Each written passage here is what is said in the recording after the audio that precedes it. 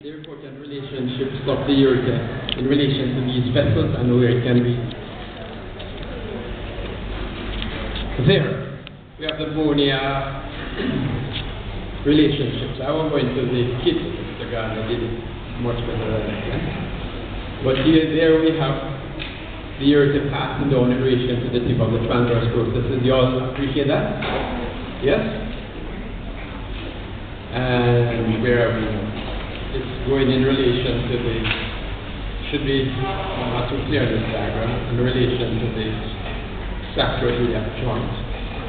And then in the pelvis it dips towards the direction of the ischial spine, not too clear in this. And then it will pass forwards in relation to the pubic tubercle.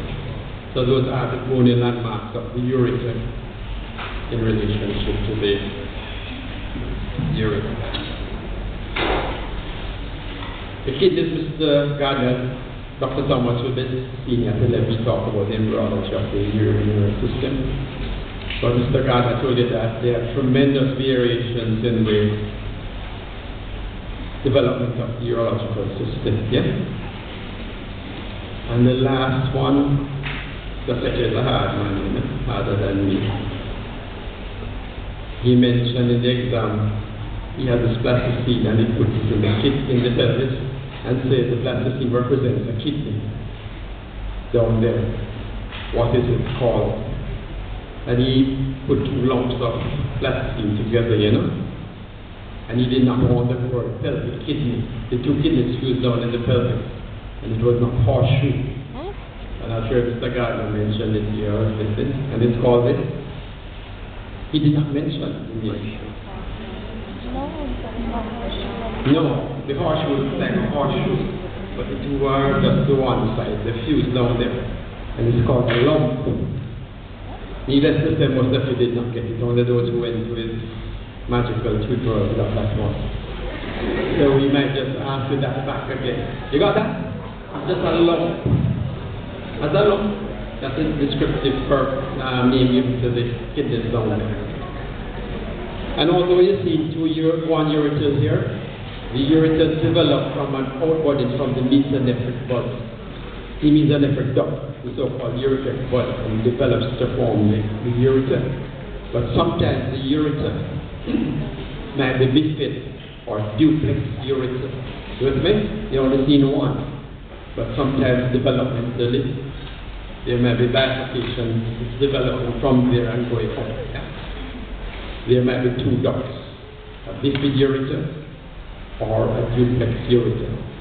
Sometimes the two ureters from the pelvis to the kidneys might fuse at a varying relationships, or sometimes they may go down into the bladder itself. And the rule is that you should remember is that the ureter that comes from the highest part of the renal pelvis will insert into the lowest part of the bladder. That's the rule. The highest will go to the lowest part into the bladder.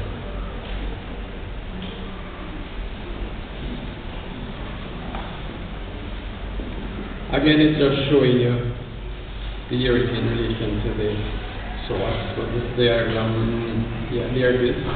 We have the genitofemoral nerve escaping from the surface of the source major. And you know, on the lateral aspect, you're going to have the subcostal to the hypogastric, ileal, inguinal, and you all know this one. Again, to ask it in the exam. Which is it? That's the lateral femoral cutaneous nerve. You forget that? And the neuralgia parastatica. We can ask it those again. And the femoral nerve.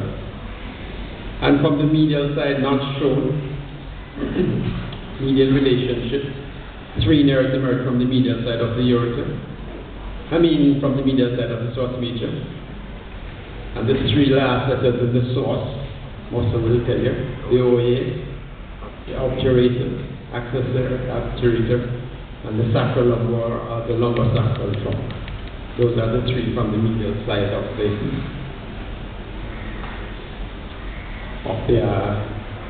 source major muscle. Now, in the pelvis, we said that the ureters will enter into the bladder. I have to deal with the bladder shortly, but they enter in the posterior aspect of the urinary bladder. This is the front anterior, and this is the back.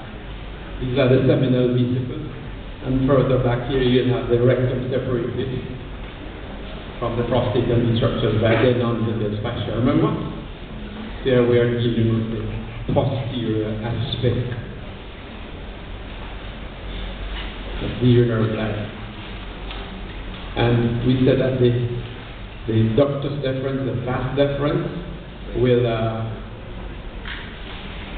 pass anteriorly, that's right, anteriorly, hooks over the ureter. The ductus deferens, the vas deferens, and will pass between the seminal vesicle and the ductus deferens. The ureter will now pass to enter into the urinary bladder. How are you going to remember this? Some of you drive a S, a U, and a V, no? Yes? Some of you do drive a SUV, right? And some of you at this stage can only handle S, U, or D suds when you're washing by your hand. Yeah, those girls on campus, they have the washing machine there? Yes. Oh, you're getting okay, so you remember that. You remember the relationships of these three important structures back there, SUV or SUD. Those of you who are already driving a SUV, when you become married to a fellow female or male doctor, what will you want from your other partner? That's a gift. If you're already driving a SUV at this stage, probably a Porsche. What good? Or a Rolls Royce. And you see your relationships get into problem now. Because the expectations, you know. Agreed. That's true. I'm married to you and I'm driving an SUV and you want to treat me on my anniversary by give me a vehicle. You can't come and say I'm going to eat a ram, you know, or a beat up the food. I have to talk about the Porsche. Anyway, that's keep it on my mind. Okay, so you remember the relationship. Let's do it. Yeah? That was good.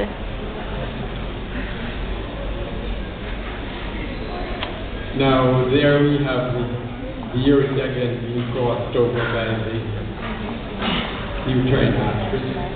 And they enter the bladder, they pierce the bladder, the two ureters about 5 centimeters apart, right? They usually enter the bladder about 5 centimeters apart, but then run obliquely through the bladder, so that they are now about 2.5 centimeters apart in the empty bladder state. You with me? So the ureter pierces the bladder about 5 centimeters and runs through a mural course and only into the bladder about 2.5 centimeters apart. This intramural course of the bladder is important. It's key because when the smooth muscle of the bladder contract to expel the urine, if there was not a sphincter mechanism, some of the urine will go back upwards, yes? Would reflux up back into the ureter, which is not a good situation. So it would appear this intramural course of the ureter has an important sphincter function, preventing reflux upwards of the urine up into the ureter. Appreciate that? The intramural course of the ureter is important there.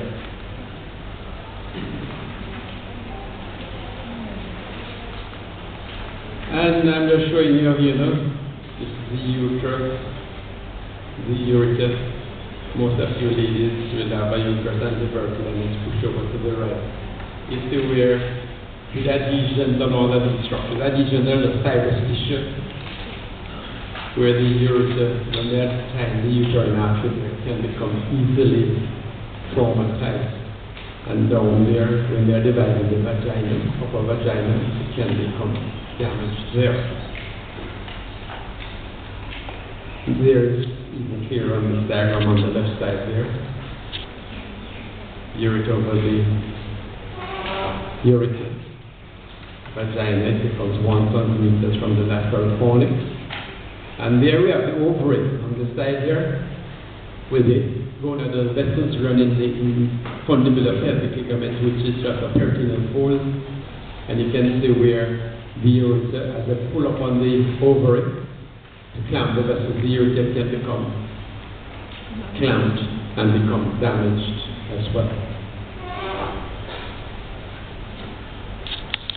And this is just showing in the man now, here we have the vas deferens, ductus deferens, through the deep inguinal ring, hooking around these vessels. You should remember, because I might can ask you about them. I'm going to do the review of the inguinal canal to you at the lecture to come. You remember these fellas here? These are the inferior epigastric vessels. And those are what demarcate the deep inguinal ring. And it passes through the deep inguinal ring, running over all of the structures there. And then hooks anteriorly the ductus vas deferens to the ureter there to get into the SUV situation which I described earlier. Appreciate that? And in this diagram for what it is for, you see the artery of the vas. They're coming from, usually from the inferior vesical artery. It's coming there. Stuff like going down, kind of smooth testicle artery down there. Yeah, this is where we, the general surgeons, are facing a problem. This does not show the sigmoid arteries and the veins which we showed in one of the earlier diagrams. But the sigmoid colon is on the loop, remember? And it has its mesentery, the sigmoid mesentery, somewhat an inverted V, remember? And at the apex of the V, you have the intersigmoid fossa. And right there is where the ureter is running. Appreciate that? Now, when we're dealing with the cancer of the colon, the sigmoid colon is the commonest large body cancer right here. When we're resecting the thing, we have to do the Toll's maneuver. And in cancer, we want to get not just the gut and the lymph node, but we want to get a wide field because it's cancer. And you see, when we want a wide field to include all of the sigmoid mesentery, this is the symbol of the parietal peritoneum it is. You can see where, if we're not careful, we can damage the ureter during these cancer operations. Yes?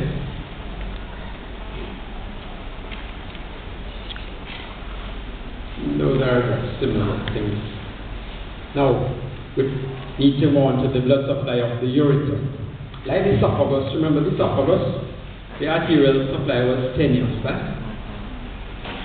It's a secondary division of the cervical, the bronchial, only the lower part of the esophagus is thoracic. He has from the descending thoracic aorta. The abdominal ventricle got its thing from the left gastric artery. Remember? Similarly here, the ureter being 10 centimeters long, 10 inches long rather, its blood supplies from a number of arteries in the vicinity. It's good that it's the left one I'm having because the left adrenal gets a thing from the aorta, this left suprarenal artery, and that sometimes will supply a branch to the upper ureter. The other is from the renal artery. And you see the blood supply there, let's say it's pretty good, the upper third or upper half rather of the ureter in relation to its blood supply. Where it's crossed by the gonadal vessels, and it depends on the diagram. Some have it crossed there, this one has it crossed in the other. It gets that blood supply from the gonadal artery, and a little branch from the aorta and the common iliac there. Going down into the pelvis, branches from the internal iliac, uterine, middle rectal, and the female vaginal and inferior vesical arteries. So it is said that the blood supply in the pelvis is good, and the upper part is good, and this part is not as good, the middle part, yes? So they say when you do an operation, then the middle part must resect more than for a distance of 2.5 centimeters. Because you might get revascularize the whole thing. Some of you have good common sense faith And you can tell the blood supply of the abdominal part and the blood supply of the pelvic part. What's the significant difference? Sometimes you have to use the head rather than the other thing, because when you become doctors, you have to start using your initiative. If you look at the abdominal part, all the arteries are approaching the ureter from what aspect? Oh, the left. From its medial aspect, Isn't that right? When you get down to the pelvis, the vessels are approaching it from lateral aspect. You think it's more than important thing about that? Yes. When we are approaching the abdominal part of the ureter, we'll fool around it from its lateral aspect. Yes?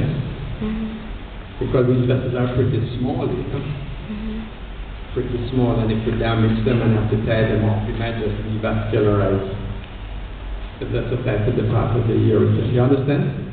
Whereas in the pelvic part, we approach it from its medial aspect. So that's clear to you? Now we'll talk about the histology of the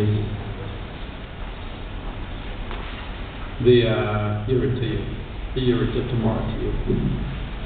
The veins are said to follow the corresponding branches. Mr. Gardner mentioned the left renal vein to you today. Yes? And he says, I like to ask him the exam. Because he always give me. And they got. And he said this is the left renal vein, which is long, running in front of the aorta. And he said that if there's a gradual occlusion of the renal vein, yes, a gradual tube or some fibrotic process of flow, the kidney will not die. Yes, and he told you why. Because you have the Marian arm or plexus lateral to the kidney. But I'm a more practical man, because sometimes we get aneurysms of the abdominal aorta. Yes? And sometimes the abdominal aneurysms, they're usually infrarenal to the renal vein, but sometimes they go there. And to do our thing, we might have to divide the left renal vein, which is not a gradual thing. You understand? It's a sudden occlusion. If I should lie here, that left renal vein. Excuse me? So I like to ask you in the exam, what will happen to the kidney? What will happen to the kidney? Somebody give a guess. Will it survive or will it die? The die is the wrong answer. And it's because you have to remember the blood supply, the tributaries of the left renal vein. Inferiorly, you have the spella coming down from here, which would be the gonadal vein. Yes? Superiorly, you'll have the suprarenal vein, and that even sometimes will reunite with the inferior phrenic vein. So when you like it, this acutely, which sometimes we have to do for the aneurysms, to put a clamp just above there. We're not afraid because we know that it will not die, and this is why you need to know the anatomy well. I have not put up any pictures of the nerve supply to the ureter. It does get its nerve supply from the autonomic nervous system. It gets its sympathetic supply from T10, Mr. Gardner mentioned it today this morning, from T10 to L1 to L2. Yes? The parasympathetic supply is probably insignificant. And the only important feature of the nerve supply to the ureter, to me, is really for pain sensation. T10 all the way down to L1 to 2, yeah? And it's going through the sympathetic nervous system, and that will tell you when you get the pain of the ureteric colic, yeah? Mr. Gardner will tell you that when the ureteric stone is related to the medial femoral nerve. I don't buy that really, you know? I just cite simply that it is referred paid in the distribution from T10 to L1 to 2. And as he said, it's a drawing to the line here.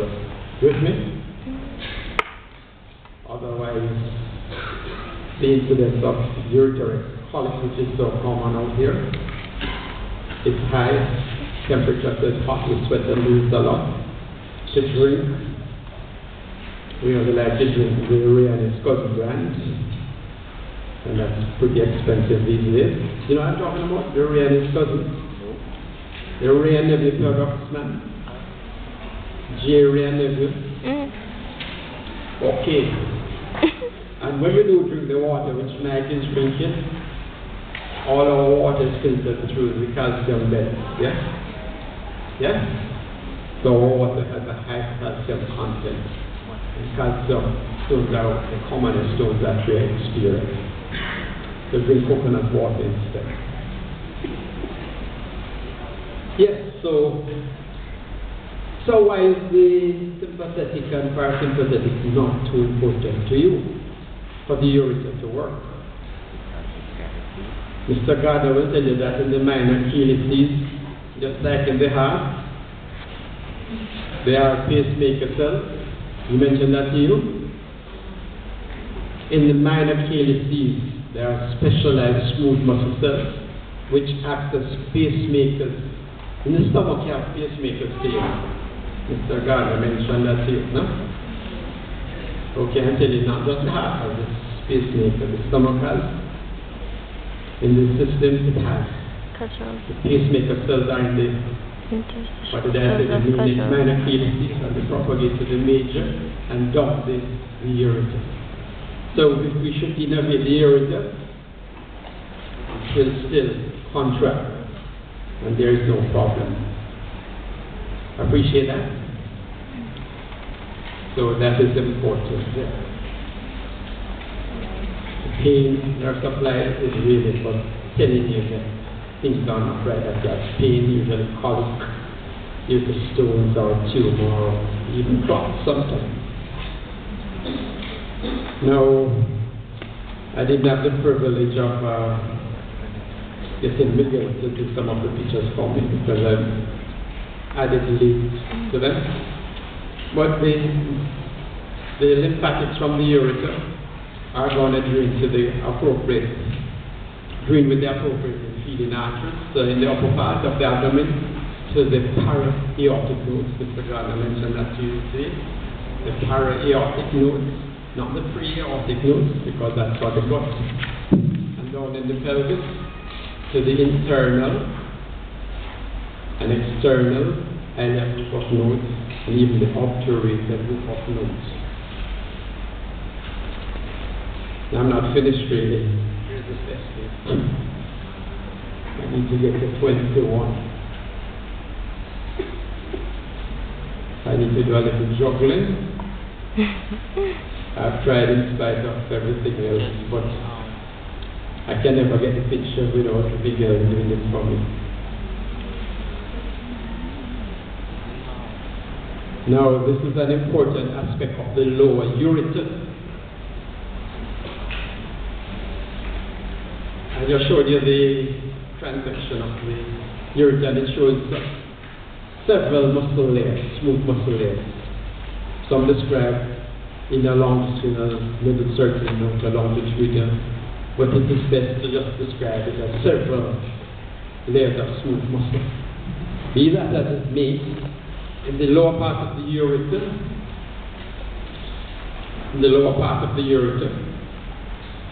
we consider the muscular cord. Ignore the mucosa.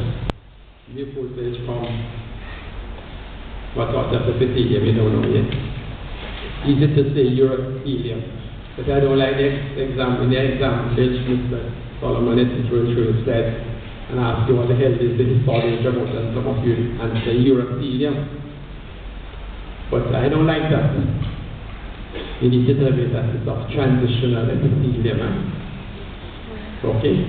Because similarly, if I should show you a picture of the large boys, they might just say, instead of saying columnar, the goblet cells, they might just say fecal thelium. Anyway, back to this. Yes, the smooth muscles in the lower ureter is divided into two parts, the innermost and the outermost. The outermost part is referred to as Waldeyer sheath. Okay? It's referred to as Waldeyer sheath. As it enters the bladder, we need to understand this. The superficial part, which is the white part, no? Yeah? Will form what is referred to as the superficial trigone of the bladder. It will form the superficial trigone of the bladder. And the outer, the Waldeyer sheath, will form the deep trigone. I'll explain the trigone a little more when I leave the bladder. Be that as it may, the longitudinal muscles, as you can see from one ureter to the other, extend this part of the bladder, this triangular part is called the trigone, will produce a little muscular ridge, the interureteric crest or interureteric bar of Marion, or Marion's bar. Marion, remember Marion, Robin Hood's lady? Marion Robin Hood? You know what Robin Hood? Yes, man, Marion was the name of the girl. This girl. That's Marion's bar, the interureteric crest, or the ureteric bar, or Marion's bar. And this will go down. Heart will go down, form another ridge, going to the internal urethral meatus, and that's referred to as Bell's bar. Mr. Bell's bar.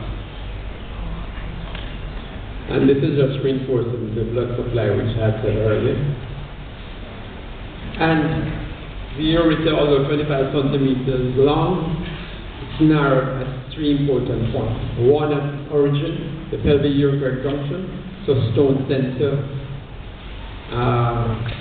lodged there, right at the pelvic brim, and nextly where it enters the bladder, or just enters inside into the lumen of the bladder.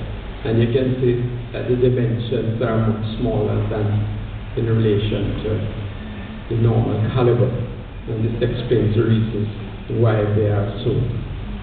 Okay?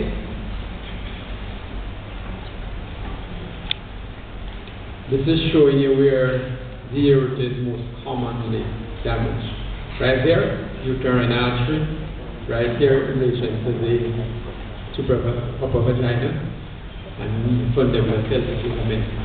There it is damaged.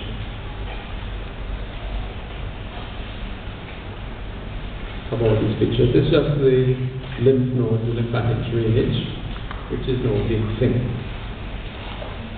But you remember that there. And there's the line to the groin, the penis. Referred. I don't think it's related to when the stone is in relation to the genital femoral. But it's good that we have differences of opinion and listen to each other. This is one that is about a lot of controversial discussions. And this is a nice plexus. The outer plexus, the Barber sign. From all of these important branches, you get descending and ascending branches, which will anastomose along the whole length of the ureter.